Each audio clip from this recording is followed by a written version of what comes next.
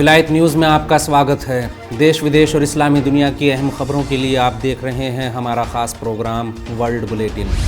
Bulletin की शुरुआत करेंगे संकट का सामना कर रहे ईरान की खबरों के साथ। आयतुल्लाह अलमुल हुदा की हत्या की साजिश नाकाम, मौलवी अब्दुल वाहिद रेगी की हत्या।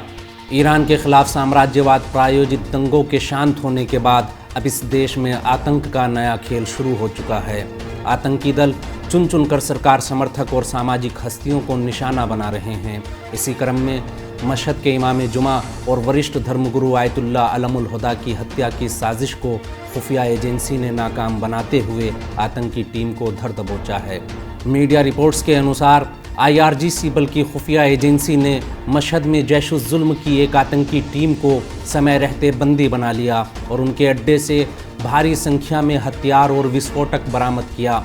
IRGC की मशहद यूनिट के अनुसार जैश-उज़-ज़ुल्म के आतंकी मशहद के गवर्नर हाउस और इमाम जुमा आयतुल्लाह अलमुल हुदा पर हमले की योजना बनाए हुए थे, जहां एक और सरकारी समर्थकों को निशाने पर लेते हुए यूरोप और अमेरिका में बैठे दुश्मन मीडिया के पत्रकार फ़ोटो और एड्रेस शेयर कर सीधी धमकी दे रहे हैं। वहीं ईरान में मौजूद उनके एजेंटों ने आतंक का नया अध्याय खोल दिया है।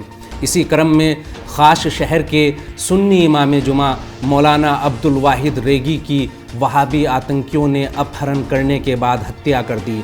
मौलाना अब्दुल वाहिद रेगी ईरान के इस्लामी इनकलाब और इस्लामी सिस्टम के कट्टर समर्थकों में शामिल थे।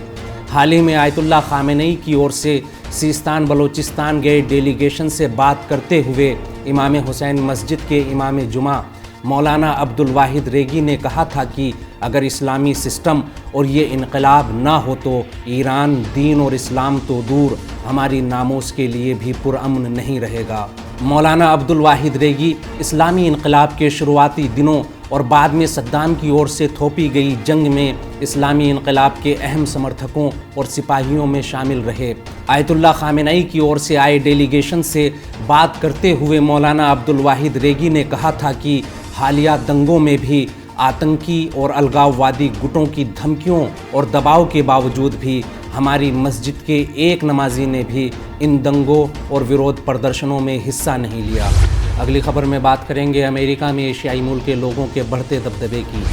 भारतीय मूल के लोगों का अमेरिकी राजनीति में बढ़ता कद, बाइडन के भाषणों का होगा हिंदी में अनुवाद। अमेरिका की राजनीति में भारतीय और एशियाई मूल के लोगों की बढ़ती भूमिका को देखते हुए अब अमेरिकी राष्ट्रपति जो बाइडन के भाषणों का हिंदी समेत कई एशियाई ज़बान में अनुवाद किया जाएगा।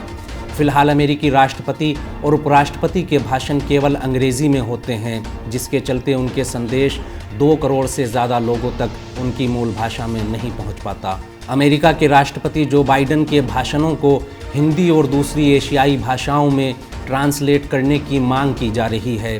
प्रेसिडेंशियल कमीशन ने राष्ट्रपति कार्यालय के सामने अपने विचार रखे, जिनमें कहा गया है कि अमेरिका की राजनीति में लगातार एशियाई मूल के लोगों की भूमिका बढ़ रही है। ऐसे में राष्ट्रपति के भाषण उनकी भाषाओं में मौजूद होने चाहिए। राष्ट्रपति के एडवाइजरी कमीशन के सामने ये प्रस्ताव अमेरिकी भारतीय कम्युनिटी के नेता अजय जैन भुटोरिया ने रखा था, जिसे कमीशन ने स्वीकार कर लिया। एक बैठक में प्रेसिडेंशियल कमीशन ने सुझाव दिया कि राष्ट्रपति और उपराष्ट्रपति के भाषणों को हिंदी और एशियाई भाषाओं में ट्रांसलेट करने का काम 3 महीने में शुरू कर दिया जाना चाहिए। कमीशन ने भाषणों को हिंदी, चीनी, कोरियन, वियतनामीज़, मैंड्रिन और फिलीपींस में बोली जाने वाली भाषा टगालोग में ट्रांसलेट करने को कहा है। अगली खबर के लिए रुख करेंगे सऊदी अरब का, जहां सऊदी अरब ने ईरान के साथ अपने रिश्तों पर बड़ा बयान दिया है। ईरान इलाके का एक अहम देश, सऊदी अरब अच्छे रिश्तों का इच्छुक। सऊदी अरब ने अपनी ईरान विरोधी हरकतों के बाद एक बार फिर ईरान से अच्छे संबंधों की दुहाई देते हुए कहा कि ईरान इलाके का एक अहम और प्रभावशाली देश है। सऊदी अरब के विदेश मंत्री फैसल बिन फरहान ने कहा कि ईरान हमारा पड़ोसी और इलाके का महत्वपूर्ण देश है। हम इलाके के हितों के अनुसार उससे अच्छे रिश्ते चाहते हैं और हम ईरान की ओर दोस्ती का हाथ बढ़ाए हुए हैं। अरब चीन बैठक के बाद बयान जारी करते हुए सऊदी अरब की ओर से ईरान के अलावा फ़िलिस्तीन संकट पर बात करते हुए कहा गया कि फ़िलिस्तीन एक अहम और केंद्रीय मुद्दा है और इसके हल के बिना मध्य पूर्व में शांति नहीं हो सकती। इसका समाधान यही है कि दो अलग अलग राज्य का गठन हो, मतलब सऊदी अरब इसराइल को एक अलग देश के रूप में मान्यता देने के लिए तैयार है। सऊदी विदेश मंत्रालय ने लीबिया, सीरिया और यमन संकट को राजनीतिक रूप से हल करने की बात करते हुए कहा कि हम इन देशों की एकता और अखंडता का समर्थन करते हैं। चीन ताइवान संकट पर अमेरिका के रुख से हटकर बयान देते हुए सऊदी अरब ने कहा, हम ताइवान को चीन का अभिन्न अंग मानते हैं और ताइवान की आज़ादी का किसी भी रूप में विरोध करते हैं। ये चीन का जुदा ना होने वाला भाग है। सऊदी मंत्रालय ने डेमोक्रेसी के बहाने दूसरे देशों के अंदरूनी मामलों में हस्तक्षेप और मानवाधिकार मामलों के राजनीतिकरण का भी विरोध किया। अगली खबर में बात करेंगे अरब चीन बैठक से फ़िलिस्तीनियों के लिए आने वाली अच्छी खबर के बारे में। चीन की मांग, फ़िलिस्तीन को यूएनओ का पूर्ण सदस्य बनाया जाए।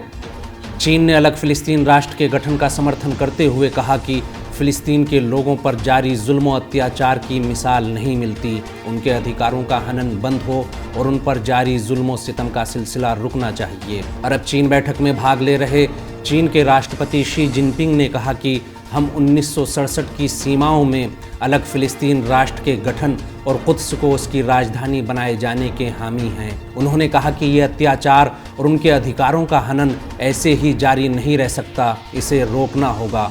जिनपिंग ने कहा कि फ़िलिस्तीन मुद्दे को हल किए बिना मिडिल ईस्ट में शांति नहीं आ सकती। फ़िलिस्तीन और यहाँ जारी जुल्मों अत्याचार इंसान के ज़मीर को झंझोड़ता है, ये इंसान के नैतिक विवेक का परीक्षण है।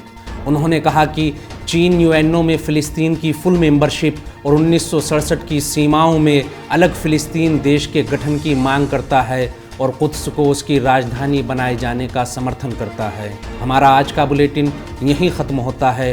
देश विदेश और इस्लामी दुनिया की अहम खबरों के लिए विलायत न्यूज़ से जुड़े रहिए।